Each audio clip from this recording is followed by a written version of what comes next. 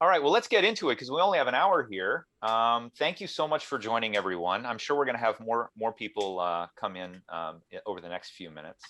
But I am delighted to have with us this morning the legendary Bernie Mayer. And it's funny because Noah made me promise to use the word legendary because he knew that you would bristle at it, and you did appropriately, Bernie. But I think it's a very appropriate moniker for Bernie. I don't need to even get into Bernie's bio because I know we all know it. I mean, what an incredible, rich journey he's had in the conflict resolution field. So, Bernie, we're delighted that you're here with us this morning, and thank you not only for the great work you've done, but for the wonderful chapter you wrote in Personal Histories. And I'm really looking forward to the conversation with you as we talk through it. So why don't we dive in, if you don't mind? Yeah, I think I will. What I'm going to do is I'm going to use my mute all button here. One of my favorite features in Zoom. I wish I had a mute all button walking around. So Bernie, you're going to have to unmute yourself. And let me just dive in with a couple opening points. You know, Bernie, I love your chapter so much, but one of the things that I said to you that I really love about the chapter is your focus on community and thinking about how the communities you've been a part of have really shaped you and shaped your journey through the field. So I was actually wondering if I could ask you to start off by reading a little bit from your chapter. Would that be okay? Yeah. Okay, I have great. it right here. Excellent, excellent. Yeah, it's on page 406. And it's actually the second paragraph that starts, "I am not unique in this regard." If you could just read the first two sentences there, and then there's another little bit I want you to read, and then we can react to it together. So page 406, the sentence in the second paragraph that starts, "All of us live a life." Do you see that? Okay.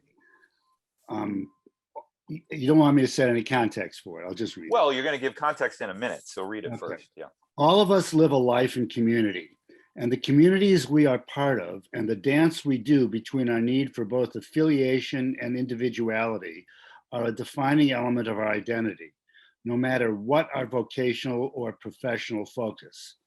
I'm actually going to stop you there and now go to the bottom of the page. After the citation for J. Rothman, 1997, you say our formative experiences. Got you. Say that Our one. formative experiences with communities not only help define who we are, but how we understand and intervene in conflict. I certainly cannot imagine my life as a conflict professional independently of the communities that formed me and sustained me, and at times have also confined me. That's great. And I love that next paragraph, but I'm going to leave it to other people to read it because that's what I want you to react to now. I love your chapter so much because of this focus on community and your interaction within those communities. So I just wanted to know if you could speak to that a minute, because I think that that's such a great framing for the stories that you tell. If I could speak to the importance of community, I just want to make Well, sure. I know you also talk about your chapter in Conflict Paradox, where you talk about community Right. and autonomy. Maybe you could make the connection to that too. Right. So previously, a previous book I wrote was called The Conflict Paradox, which just happens to be right here. Not by plan, but it is.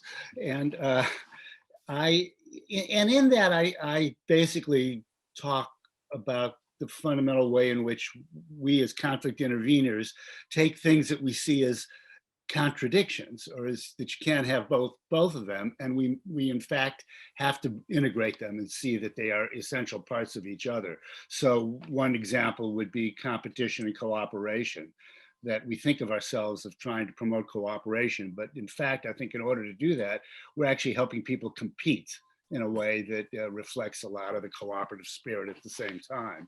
Or we are helping people both embrace optimism, but do it in a realistic way, because both of those are what help us get through through conflict. But the one that we're talking about today, about community and autonomy, struck me as a one that needed, I wished I had a whole book to write about it, because it strikes me as so much part of almost every single move we make in conflict is about boundaries. is about when boundaries are too rigid and we need to help people make them more permeable, and when boundaries are too weak and we need to help people establish them. And it almost doesn't matter which kind of conflict you're talking about. Although some of the easiest examples of that are from family conflicts, where the whole issue of boundaries and how you create your individuality as well as maintain your attachments are part of our whole developmental process. And because an awful lot has been written about that in developmental psychology. But anyhow, I have come to think that almost every single move we make in a intervention and conflict, almost no matter what role we are, is about playing into that both the tension between those things and the way in which community and autonomy also reinforce each other. Absolutely. And that's what got me to look back at all right, why is that speaking to me so much? And I realized that over the course of my life, I've been part of some pretty unusual communities. One of which I talked about at some length there was how I grew up as a staff child at a residential treatment center for children called Belfair, which is a very big intentional community in the midst of a suburb that was all about people having their own little homes and yards and private spaces. In the post-World War II era, there was a huge growth of that. But I was in this 32-acre enclave that was an intentional community of sorts. So I think that framed a lot, and then there were a lot that followed on from that. Well, I want to talk about the different communities that you address and how they shape you. But one of the things that's interesting when you talk about communities is it ties in with me to a lot of the talk in the field about culture. And I think when we think about culture, we often think about, well, what's my ethnic group or what's my income level, but there's so many other kinds of cultures. And for me, I think communities often shape cultures. I think you sort of set a frame around not only the way that you see yourself within a conflict, but the way that you feel, what behavior you feel is appropriate within a conflict. And I think when you think about community, to me, it's almost a little bit more of a nuanced lens than culture. I don't know if you've made a connection between those two things. Well, I think that's really interesting, and I'll make a connection on the spot, but it's not something I've thought about quite in those terms, which is, culture sets the parameters in some ways, or the defining characteristics of a community, and our overlapping communities and our overlapping cultures sort of define each other. Right. Absolutely. Well, let's talk a little bit about Belfair first. I mean, what a fascinating place to grow up. And it's interesting what you just said, that you were surrounded by all of these suburban houses, which are people with kind of their own little individualized bubbles that they live in. And, I know I've done a lot of neighbor disputes. So everybody sees it. This is my kingdom right here. And do not, I set the rules in my kingdom. But Belfair, you say, is an intentional community. It was a place where people were living together and they had to sort of there must be a very formative experience for you at a young age to have grown up in an environment like that. Well, it certainly was. But on the other hand, I didn't grow up thinking that was so unusual. That's just how I grew up. Yeah. But it was. I mean, and when I say intentional community, it was a community with a purpose, which was dealing with kids who had problems. It was a community with a lot of internal conflicts, many more than I'm sure I was aware of. Sure. And it wasn't an egalitarian community. It wasn't like, New Harmony, Indiana or whatever. It was my father in particular was the major domo of it. We had a house, our own house, on campus. That's what I grew up in. And from the time I was around 6 or 8 months old, he was a director, and he was a pretty powerful force there. So God knows how many ways that distorted my perspective. But what really came away from that was a really strong sense that we come together in life in different groups we're part of for a purpose. Maybe that purpose is just to have fun, but the purpose at Belfair was definitely a purpose that on its surface, at least ostensibly, was for social good, to help kids who were struggling in many ways. Right. Well, I went to a summer camp that was very formative for me in Maine when I was growing up. And when I hear you describe Belfair and everybody, Jack Emmer getting everybody together to sing songs, I often thought to myself as a young kid, 10, 11, why can't life be like this? Why can't it always be like summer camp, which seemed to me, and it seems like you almost kind of did grow up in an environment like that, that intentional community was the place where, and as you said, as a kid, you didn't know that there was anything different. It sort of set your expectations as to how interaction could take place. Well, that's right. And there were some very idyllic parts to it. I don't want to paint a rosy picture of them. I mean, these were some kids who came from really hard backgrounds. Mm-hmm. A lot of the staff came from fairly hard backgrounds. In fact, in the early years, a lot of the staff were Holocaust survivors, and some of the kids were too. And that led, and I worked there as well, as did Don, who was, I think, on the call you recognized earlier. He worked at Belfair at one point too. Wow. And the fact is that there were some hard times too, and I'm also have wondered in recent years with all the revelations of stuff that have happened at schools and group care facilities for kids across the world. I've looked back and I've wondered what happened there that I didn't know about, and I'm sure there was a lot. But what I did, from what I could see, there were good people trying to do good work, struggling sometimes, and that was a defining purpose of that community. Definitely. And you said that Belfair was fertile soil from which your interest in and commitment to both social activism and constructive conflict engagement grew. Talk me through sort of your emergence from Belfair and then your path into the peace, civil rights, student, labor, environmental, and anti-imperialist movements. What was that transition like? Well, there's several other factors there, but let me just say that again, there was this sense of purpose there, that life was about making the world a better place, to some extent, that was our calling and our purpose. But there's two other factors that go along with that. One was, my parents were Holocaust survivors, and my father was in a concentration camp. My mother's parents did not survive Nazi Germany, and my grandmother was a victim of Auschwitz, and that was a very big part of the consciousness growing up, as I'm sure you can imagine. And the other element of it was that I was what is sometimes called a red diaper baby, that my parents were lefties, and at some point they were.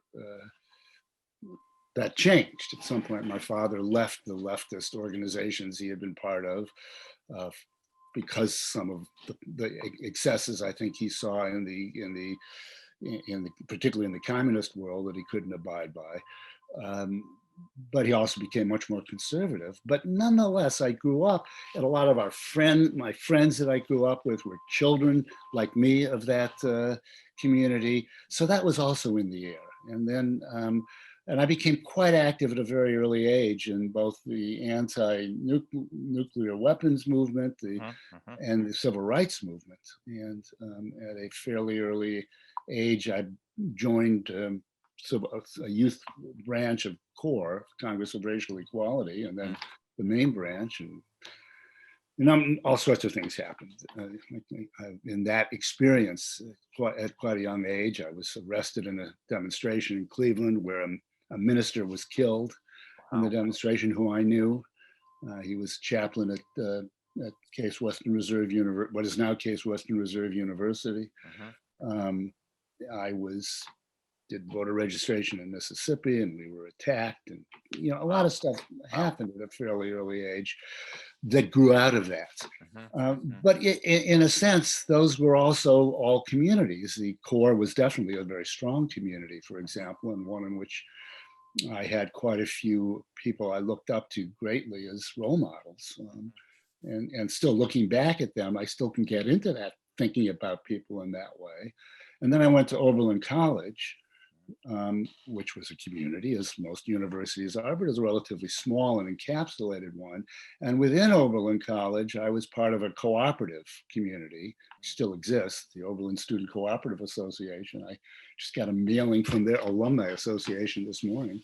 And that was a place of refuge in many ways at a time when, the 60s, as I'm sure many other people on this call went through, there was just a lot of intense stuff happening around the war, around student movement, around all sorts of related things that I was in the middle of too. Sure. Well, I actually know a lot of giants in the conflict resolution fields who made their way through Oberlin. So there must be something in the water there too. That you mentioned that you were a housemate of Chip House, and I know Leah Wing, who I worked with very closely at UMass, was an Oberlin person. But just to another housemate who was in this field who did a lot of work in that area is Peter Woodrow. So he was a third housemate. Interesting. Okay, sounds good. But you mentioned the Rocky Flats demonstration south of Boulder, and that was where you met Chris Moore. And I guess this is something, again, as somebody who, I grew up in sort of the lore of the 60s. I was born in 1970, so I've heard a lot of these stories, but it's interesting to me that you would go through all of these activities and then find your way to conflict resolution, because it seems like a lot of what was going on in the 60s was not really conflict resolution so much as conflict exacerbation. And I think it's interesting that you met Chris and then you got into sort of nonviolence training, and that was your path into the field. Can you talk me through a little bit of what that transition? Well, Chris, are you on the phone call on this, Chris? He threatened to me that he was going to join us, but I don't know if he did or not. Well, again, I have the magic mute button, so this is your call, Bernie. You get to tell the story, and Chris just has to. This is uninterrupted storytelling. Oh, well, that's good. I was active in some political activity against the Rocky Flats nuclear weapons plant, which was 8 miles south of Boulder. And one day I was walking through the student union of the University of Colorado, and there was a woman I knew who actually lived on a collective farm with previously. It's another group. She turns around and looks at me and points at me and says, "You." And I said, Me, what? And she said, "See this advertisement? It was for this guy who was coming from the Philadelphia Life Center, the Movement for a New Society, to do a training in nonviolence training." And it was Chris Moore, and I went to the training. And I had been through some nonviolence training when I was in the civil rights movement, but I thought Chris's approach to this training was really remarkable. Partly because of the pedagogy of it. It was all experiential. It was really, but it was very focused and directed and useful experiential training. And he and I became close friends almost immediately. He's still living in Philadelphia at the time, but we then did a lot of nonviolence training for people who were going, and for both people who were peacekeepers at demonstrations and for people who were going to sit in at demonstrations. And he went back to Philadelphia, and I continued doing it a lot. And he would periodically come back out, and we'd do some more. And he got interested in doing mediation, and that interested me then too. And through a variety of ways, Chris and I and Mary Margaret Golton and Susan Wildow took a very kind of small, almost on the verge of non-existing organization called the Center for Dispute Resolution. The board kind of gave it to us, and we built it into CDR Associates over time. Well, I definitely want to talk more about CDR, and there's so many interesting things you share about sort of that journey. One thing I want to touch on before we get too far past it, you said that you were president of the Student Senate at Oberlin. And I know Nancy's on the call too. This is something we talked about as well. I was president of Students Council at Haverford, where I went. And I think Nancy as well had leadership positions in student government. That's right. And I'm sure a lot of people on this call had leadership positions when they were younger too.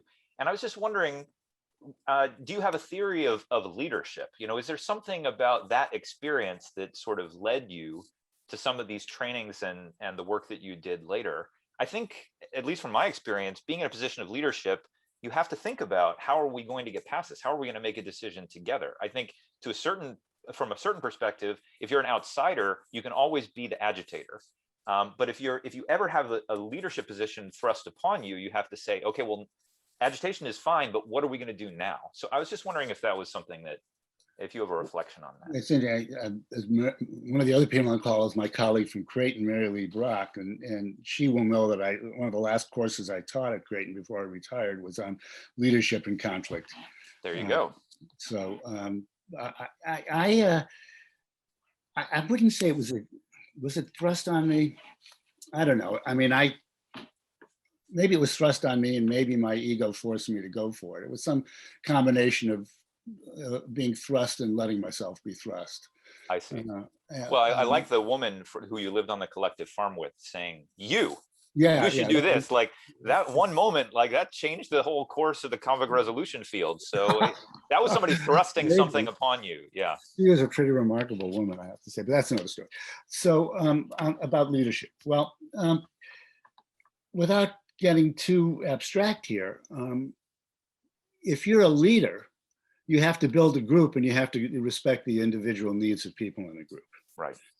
And so I do think it plays right into the community autonomy, community and autonomy as well.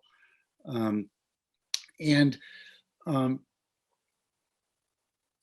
also think this, this is what happened to me, what the role I was in as a leader. I was very active in leftist political organizations in college, and it's one of the people who formed our college SDS chapter, and was active in the civil rights activities there and a lot of the anti-war stuff. And then we decided, a group of us who were of the more progressive even by Oberlin standards, which right. is the progressives. That we wanted to run a slate of people to see if we couldn't become the dominant force in the student senate, student government. And we called ourselves Slate, which was named after the group in Berkeley. And we did, and we succeeded. And I was therefore elected as the student government president. But I was still, and during that time, we were having all of these demonstrations and sit-ins, and we were trying to stop recruiters from recruiting for the Vietnamese war on campus, and we were being threatened with immediate expulsion. And so I would be sitting in, and then I would have to get up and go in and negotiate with the university administration and president, and he was a bit of an unstable person, I think, and the dean of students, who became a lifelong friend of mine, actually. And I had to negotiate with them, and then at the same time be part of the group who was sitting in and vulnerable to whatever happened. And somehow or other, we made our way through it. And recruiters never did come back to Oberlin during the Vietnam War. So that felt like a victory, but it was tense, but it was an interesting experience and role, and what it meant to be a leader who had to bring a group together and look after the group's whole needs and look at the realities of what we could do and what we couldn't do, and still maintain my commitment to the underlying cause and principles that the group was functioning around. And the group itself was amorphous. The group that was sitting in, they just were people who were sitting in, and we didn't exactly have an overall organization, but that happened. Something like that happened over and over and over again. Yeah. And later on in life, for example, in the Rocky Flats issue, I often Chris was too, with people who were not only worked with the demonstrators and were demonstrators, but also with some of the people I'd negotiate with the law enforcement and the security at the plant and the administration of the plant as well. Well, it's interesting. It really resonates with the story that Howard Gadlin told in his session too, because I think he as well was kind of an insurgent. And I think what's the truism? That the easiest way to disarm an insurgent is make them part of the establishment. It's like, okay, well, now you got to figure, you think you're so smart? Come in here, you try and figure this out. And then they're like, oh, wow, okay, yeah, you got to. Classic management move with union leaders. They promote them out of a union. In fact, that kind of happened to me, only I didn't know it was happening. But I was part of trying to organize a union of social workers in a mental health center later on, and there was a big national labor relations case that the union lost, and as a result of them losing it, I was declared to be management. So somehow or other, I was sitting on the opposite side of the table and I hadn't moved. I know how that can go. You got redistricted. So yeah, something like that. Well, so just in passing, because I do want to get to the CDR story, but let's talk about JSP or JSC for a bit, the Juniper Street Collective, because I think that's also a very interesting, I think many people in the field have experiences like this, but we don't often surface them in our professional lives. We don't talk about that. But maybe you could just talk a little bit about, how formative that was for you and how it affected your thinking about the work in the field that you've done. Well, so I had wanted to live in a intentional community or in a collective as the late 60s, early 70s were, as that was not unusual. A lot of us wanted to do that. And when I first moved to Colorado, the first 18 months I lived on a farm that I think I mentioned, the community on Nelson Road, where I was a very inept but avid farmer, I think I said in the chapter. And in order to make money, I drove a school bus.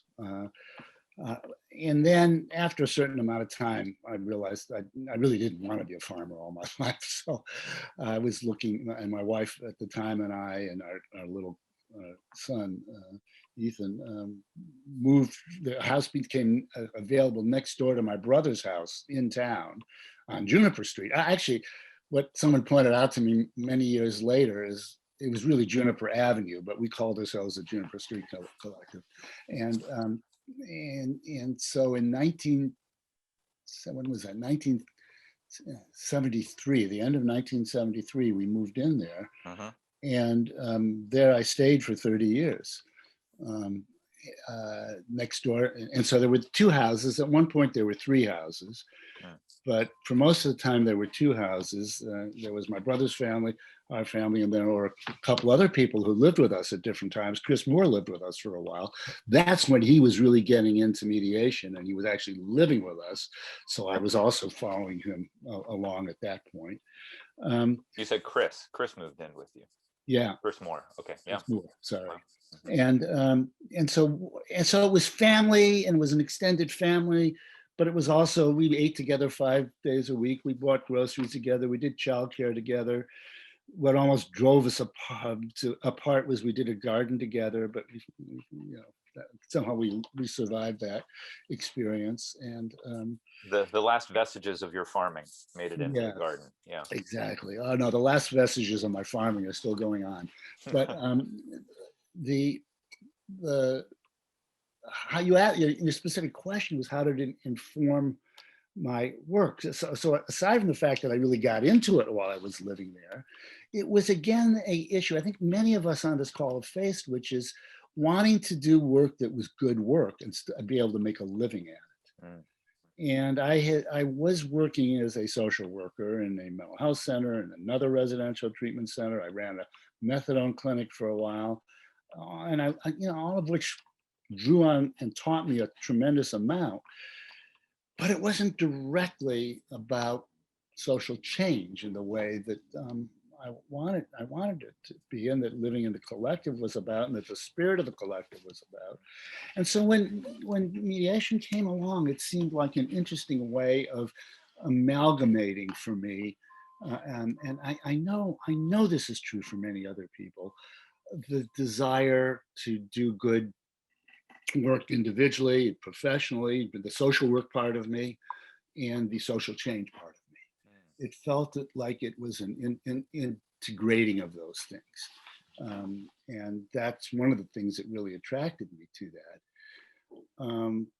It put me in a role, though, where and I've written quite a bit about this too, as you know, where the norm was, the idea was we were valuable because we didn't take a side.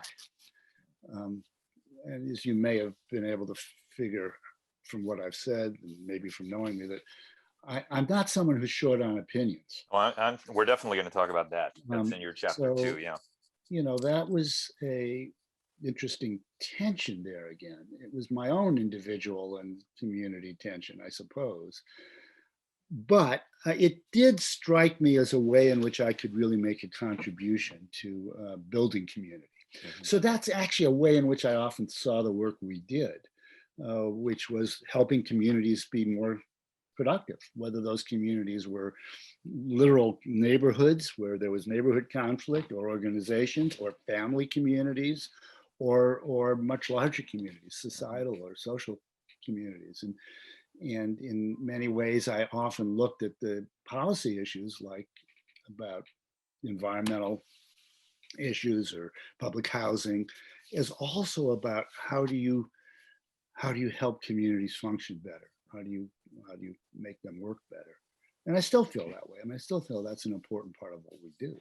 Well, that resonates with me. I feel like a lot of my work in conflict resolution is also about trying to build and reinforce communities. I think I have a longing for some of these communities that I was a part of that I miss. When I travel around the world, we talked about culture before. The United States is a very low context culture. We're very individualistic. And I go to other high context societies and I say, I wish I had more of that in my life. And I can see that actually as a journey for you too, Bernie, over your arc. I mean, thinking about growing up at Belfair and this kind of intentional community, and then working really throughout your whole life to try and build and reinforce and strengthen communities. This is another frame maybe for the work that you've done. Well, and you just suggest an interesting framework too, Colin, which is, in a way, what we're trying to do is move from lower context to higher context experiences in life. Right. Resisting maybe some of the inclinations within the society within which we find ourselves, maybe trying to make it a little bit more high context. Well, look, I'm cognizant of the time here, and I really want to get to the conversation about CDR, which obviously all of us know of as a legendary entity in the conflict resolution field in terms of how the field operated. But one of the things that's very interesting that I read in your chapter is that CDR operated by consensus. And I'm very interested in consensus, but you talk about how we respected each other, but we sometimes became irritated. We walked our talk about conflict and communication and collaboration, but on occasion we exhibited some distinctly suboptimal behaviors. In other words, we were like any other human community. So can you talk a little bit about the relationship you had with each other and how that shaped the organization, and maybe how it connects to these other discussions we've had about community? Well, I think it's fair to say that for the early years, like maybe the first 15 years or so of CDR, our visions were of how to connect individual needs with communal needs worked very well within that. And we shared values, we worked together on building training programs, we consulted extensively with each other about the work we were doing, we traveled with each other, and not always all of us, but in different combinations all over the world, literally. And that was, it was tremendously reinforcing. I felt for many years that being a partner, which is what we called ourselves, even though we were a 501c3, but being a partner, at least in running it, was in some ways an ideal place for me, because I didn't particularly love being alone at the top, being the sole manager. I liked having that kind of community of support and of people who really helped me become better at what I was doing, and I could help them, and we worked as teams. But I didn't like having bosses either, as a few people on this call will also know quite well. So I like the idea of a partnership, and we mostly made decisions in those early years. Almost all decisions we could come together and make as a group when we need to. I mean, not all decisions are done that way, but the important ones. As we grew on and developed and had our own families and our own areas of interest, and as the organization got bigger and had more other staff who weren't partners, we did expand the partnership, but there were always staff who weren't, and there was always a difference between the original partners and newer partners, and the tensions that anybody's ever worked in a law firm has between, who does the work, who brings in the money, whether everybody's doing their share, how much you really want to focus on the big money contracts versus the kind of work that feels like it's feeding your soul, all that kind of stuff. We began, some of our needs became somewhat different. And at that point, the tension between the needs of the group and the needs of the individuals became a little more complicated. And I always said I moved to Creighton. I moved to the negotiation and conflict resolution program at Creighton when I couldn't stand the words billable hours anymore. And it was, but what that really represents is there was so much consideration of how many billable hours have we each been doing and how do we measure our share, and there were so many negotiations on it. It began to take away some of the elan of the work we were doing. And then I also was getting divorced and remarried and moving to Canada, and other things were happening along those lines too. Well, I have moments where I long for the freedom of the tenured professor, and maybe not worrying so much about the billable hour myself. There's something irreducible and inescapable. Yeah, but never underestimate how obnoxious university bureaucracies can be. That's true. That's true. The grass is always greener. One of the things that I want to raise before we open it up for everyone else, I've been part of dispute resolution organizations where we've hit kind of the same issues that you describe at CDR. And I have proposed, well, why don't we bring in somebody from the outside to help us out, And it's fascinating to me when I encounter resistance, even amongst mediators themselves and dispute resolution organizations. And you speak very persuasively about that. On several occasions, we brought in third parties to help facilitate our processes and mediate specific disputes. Sometimes we resisted asking for help. Sometimes we resisted the help itself. But on those occasions when we fully committed and engaged with a conflict intervention process, surprise, surprise, it really helped. I just wanted to know, I wanted you to talk to that a little bit, because it seems to me this is not only just about us in the field, but this must speak volumes about the people that we're trying to sell our services to. Because if we encounter that moment of resistance, and we know so much about the field and we're true believers in it, what kind of resistance must arise in our parties who don't share the same sort of faith that we do. I was wondering if you could just speak to that at a high level. Yeah, I would want to say, I hope this is okay. That's actually something that I thought about a lot when I wrote Beyond Neutrality. What is it that is the disconnect between what we think we're offering and what people really want? And I think we oversell the part of it that says, and we're neutral, that's what we're selling. We're going to facilitate a process. We're not going to get involved. And I think if you think about what that feels like on the other side, you can experience it ourselves in our own lives. Although I have found sometimes, people who were, marriage therapists or were in that third party role were very, very helpful and very important. But a lot of times what we most want are people we feel are allies. And so we have to find a way to do the work where we can be genuine allies. And that just doesn't mean that doesn't mean multi-partiality. It means something different than that. And we could talk about that a bit more. But when we really allowed somebody who we trusted, or we allowed them to build trust, to come in, and they were often people we knew quite well. It's like Margaret Shaw. Many of you know Margaret Shaw. She was somebody who came in and did some work with us, and who was a very close personal friend of several of us, me included.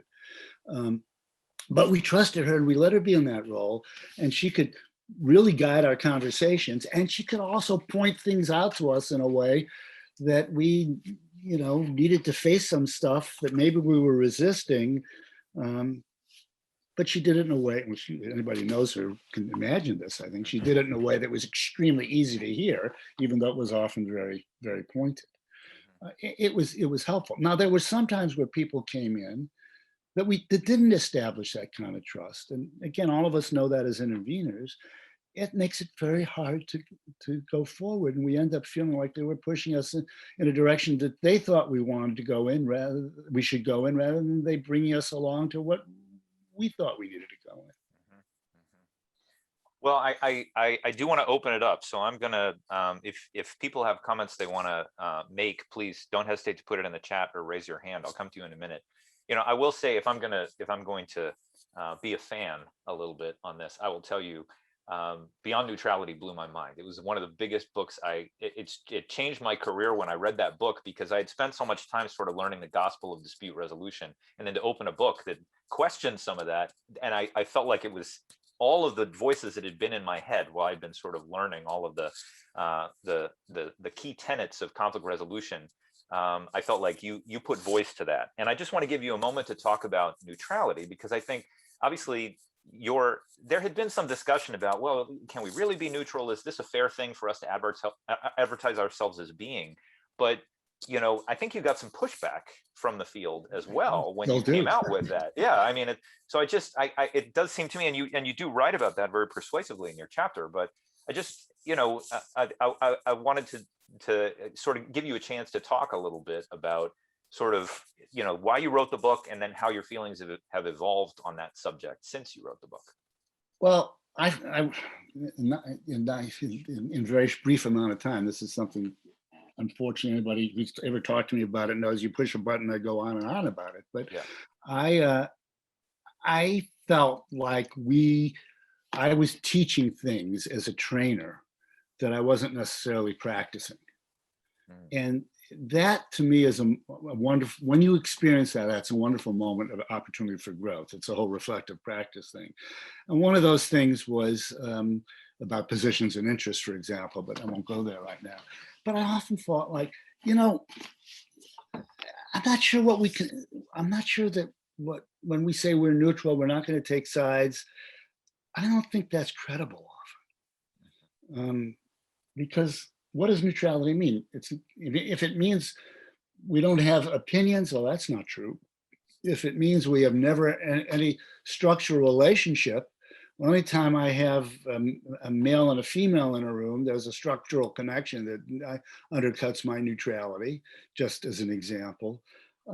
If it means I'm not going to do anything to advantage one side or another, well, that's not true either. We can't help it. Everything we do has that. So what are we really offering?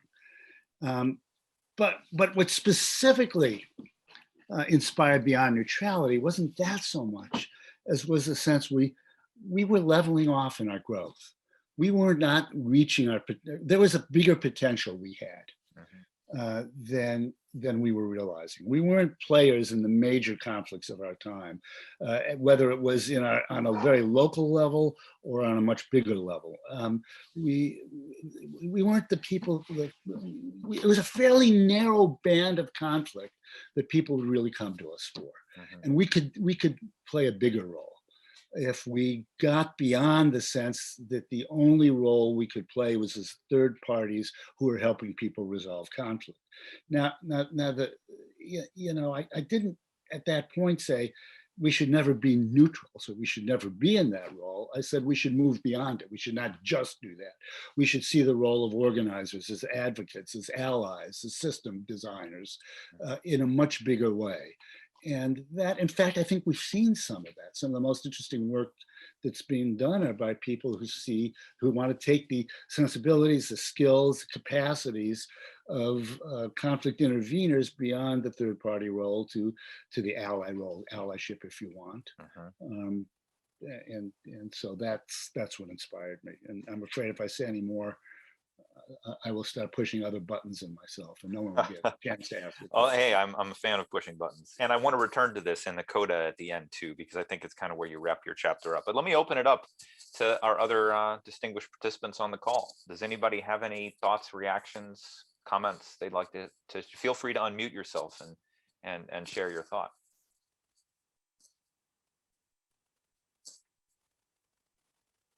I'll jump in here. Please. Hey, Vernon, Mary Lee. Hi, Mary Lee. Yeah. Just as you were sharing about kind of the impetus for Beyond Neutrality and looking at growth in the field, I'm just really interested to hear what you see as the future for the field. I can point out, if you look at the demographics on this call, we're of a certain age and a certain level of experience. And I'm just kind of curious to hear your perspective. I predict this. Mary Lee is my colleague from Creighton, by the way, a long-term colleague from Creighton. It's really nice to have you on the call. I really don't trust my ability to predict the future. As I say many times, I still can't believe Ronald Reagan was ever elected governor of California. So it is. I just don't know, but I will. There's a few questions I have, which is how much is our field going to be a encapsulated field, and how much is the work and the skills and all that we've developed going to be integrated more into other kinds of work? Are we going to be infiltrating or be infiltrated by others in other systems? And the big elephant in the room on that usually is the legal profession. I mean, to what extent? We've certainly been changed by the legal profession in a way that I don't love. But can we also change that practice in a way? And as many of you know, my wife, Julie McFarlane, that's something that she's been very much involved with as well, as looking at the legal culture.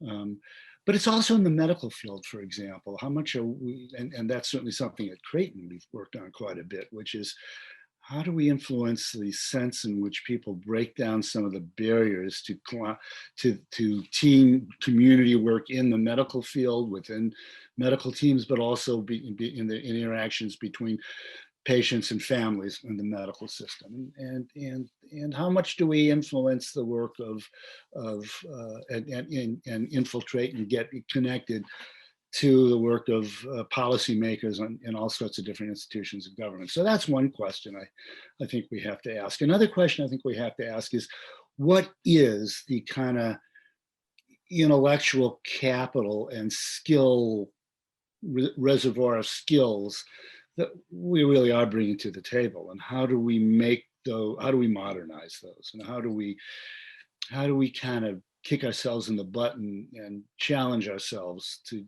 think a little bit beyond our most comfortable way of exercising those skills. And that's one of the things, of course, Colin has been one of the real leaders in, I think, in helping us think beyond our own, those of us who came in when I did, and many of us did, beyond our own particular way of doing things. So I think that's a question to ask. Now, one of the things that is relevant to me as somebody who's taught this stuff on the university level is, we had a real expansion of master's level programs primarily, but doctoral programs too, and to try to professionalize it by offering master's degrees. I'm wondering whether that was really a good move, because a lot of those programs are struggling. And because a lot of times I think we offered very good training, but not training that led to work that was based on that. And that's one of the reasons I think we have not experienced the whole flow of youth into the field in the same way. So that's another thing I think we're going to have to look at too. But for me, the most important question continues to be the one that I entered into the field with. How does this kind of work help build the society I want to see? How does it promote system disruption, systems that promote racism and that harm the environment and promote misogyny and bias against people with different gender orientations? How do we contribute to that? To me, what ultimately will be the proof of the pudding of how valuable this whole effort has been is if we really make a difference along those lines. Great. Mike, what question did you want to ask? Hi, Bernie. This is Mike Madej. Just a little background. Another old CDR person. Yeah, I interned with Bernie when I was in graduate school at the University of Denver School of Social Work. He was my internship supervisor. It was a real interesting and amazing experience because I also became part of the early CDR family, and which resulted, I mean, there was the partners and kind of the inner circle, but there's a lot of us that helped with trainings and coaching and various other projects, which really got me inspired to kind of form my own pathway as a professional mediator. And what we're seeing now, and we just, Mediation Association of Colorado, we just did a big training actually last summer to really focus on recruiting and training minority mediators and younger folks into the field. And what's happened over the years is people get training, they get inspired, and then they just drift away from the conflict resolution profession. So that's why we see in the column on the side of the screen here, a lot of older folks. I'm just wondering what your thoughts are these days, Bernie, about getting young people and a more diverse group of folks involved in being conflict resolution professionals, whether it's mediators or facilitators or systems designers or whatever. Ike is huge. Maybe it's a huge question, and I'm sorry I didn't mention that in my list of questions. Maybe I did by implication, but and I think the question isn't how do we get them involved. I think the question is what are, just to use our lingo for a moment, what are their concerns and interests that we're not addressing?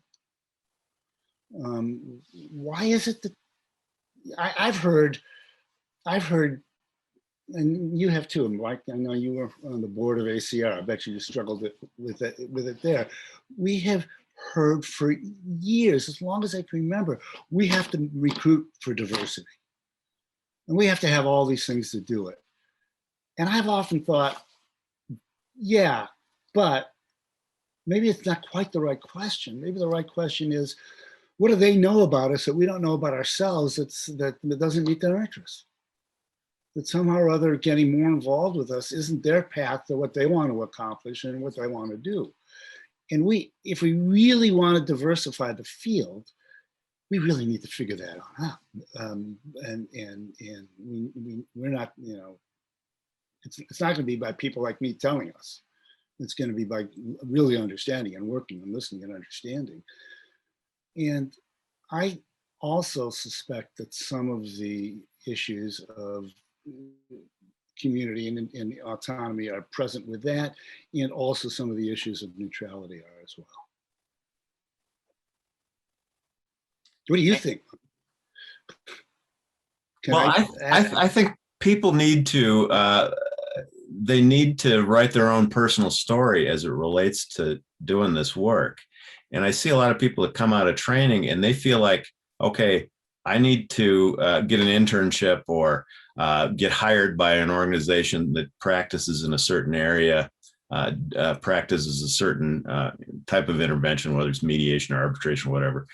And that's a solution. And I've kind of found, and I think a lot of us have found, that you make your own way, and a lot of it's really almost by chance. You're kind of in the right place at the right time, find people with common interests, and that's how it works. So there isn't just a canned formula for developing as somebody new to the field. So I don't know how that gets through to people that are new to the field, though. That it is a struggle. I think all of us on this call have made their own way in a lot of ways. So that's just kind of my observation.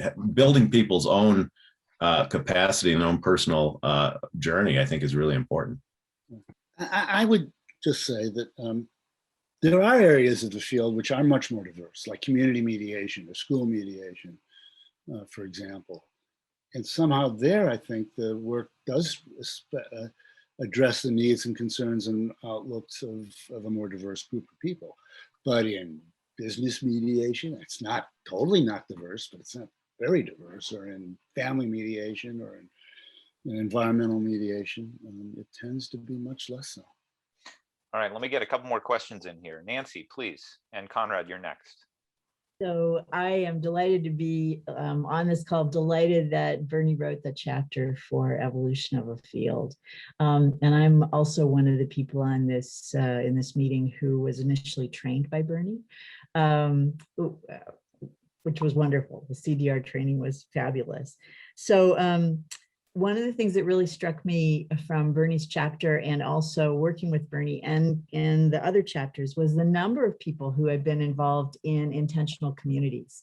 I had no idea that so many people that I knew had previously been part of a collective of one type or another. And I wonder in some ways whether there's a sort of synergy between the types of people that were interested in intentionally trying to straddle that line between the autonomy and community and people who were interested in being involved in dispute resolution. But one last point and then question for you, Bernie. So beyond neutrality has already been mentioned by a lot of people. I think that within the law school community, and the legal community, we're still actually grappling with getting our heads around the idea of our mission being not necessarily conflict resolution, but conflict engagement.